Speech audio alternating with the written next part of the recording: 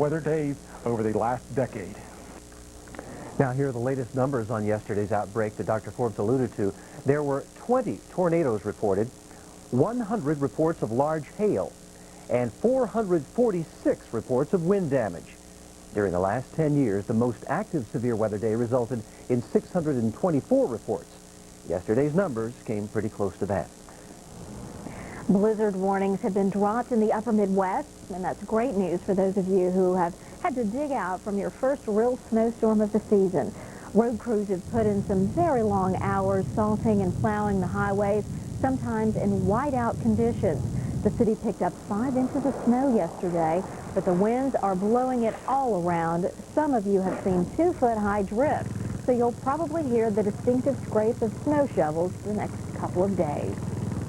Now, for more on the current conditions in your area, let's go to Nick for the latest. Well, tonight, the wind reports are due to a big area of low pressure over the Great Lakes. We're continuing to see very gusty winds, blowing snow, and this will continue through the night and into tomorrow around the Great Lakes and pushing into the northeast.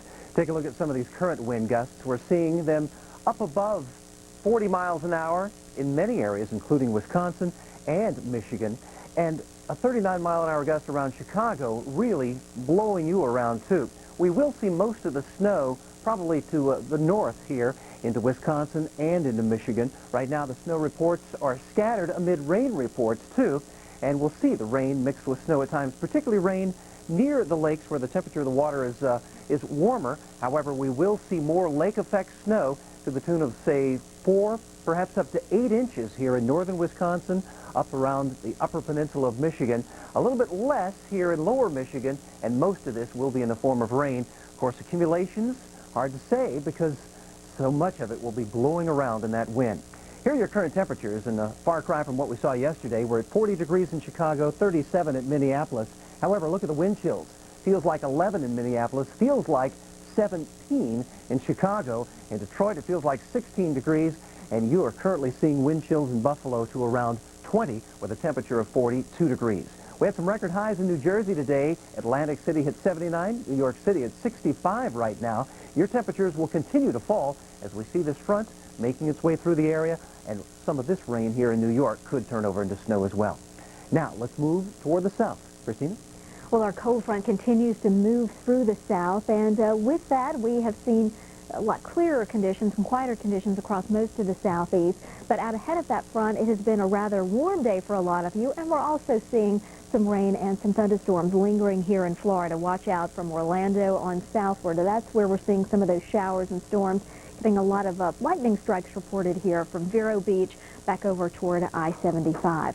So we've had out ahead of this front some stormy weather, but we have also had some rather warm weather, so warm that we had record highs in Daytona, Myrtle Beach, Wilmington, and Savannah, tying a record at 87. It's still pretty mild across a lot of the south, 59 in Atlanta, but in the 70s here in Orlando and Tampa. And get ready, it will be a cool night for a lot of you here across the deep south.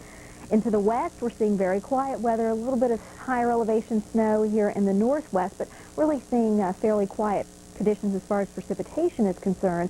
It has cooled down, though, into the 40s in Billings and Lander, 51 in Denver, but another warm day in Phoenix. You're at 91 right now.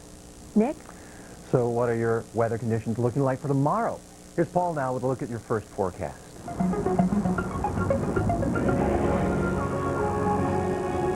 Here in the Midwest, it is more of the same. More snow, more lake-enhanced snow showers, tightly packed isobars, lines of equal pressure. That means a steep pressure gradient.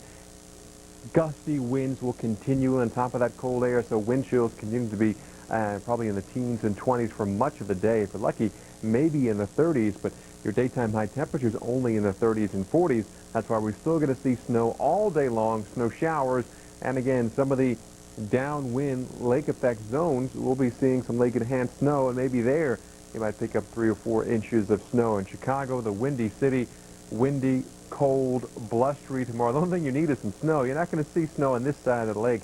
44 tomorrow, but with the winds sustained 25 to 30 miles per hour, your wind chill factors in the teens at times, so it's going to be a very cold day for you so early in the cold season. Let's take a look at your forecast. Plenty of snow across western Michigan, the UP of Michigan, even northern Wisconsin, and the wind continues to blow into the northeast as well.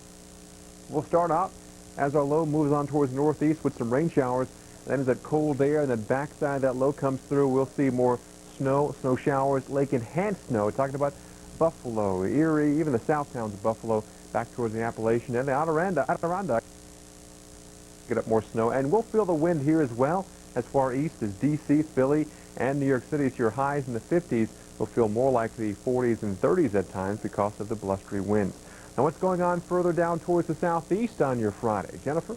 Well, as we look into the south, we're looking at some cooler air, especially around the morning hours into Charlotte with 38, 43 to get you started into Atlanta as well as into Memphis, 44 into Tulsa, and 49 tomorrow morning in through Dallas. Then by the afternoon, a beautiful day as the area of high pressure fills in. We may be noticing some stronger winds, though, especially across Jacksonville and throughout northern Florida. But things do look dry here. The scattered showers will be farther to the south. How does it look into Orlando? Maybe you're going to Disney World or anywhere across the central Florida region. Temperatures look pretty nice into the middle 70s. And then elsewhere across the region for tomorrow afternoon, warming up pretty nicely in and across Florida. Nice tailgating weather for the Florida-Georgia game this weekend. And temperatures will be a little bit cooler in and across the deep south, back into the 60s for tomorrow afternoon. Looking into the western half of the country, we're seeing mostly dry weather. However, a frontal system is going to be approaching Seattle and across western Oregon, so scattered showers are going to be in the forecast throughout the day tomorrow. But it does look dry from Salt Lake City over into Denver. Also in and across California, things will be staying dry, especially as we get into the evening hours. Mostly dry with the exception of the Pacific Northwest. Christina, Nick? Lots of people will be reaching for a hot chocolate or a coffee tomorrow. You'll need it to ward off that big chill that continues to settle over the eastern half of the nation. Details are just ahead.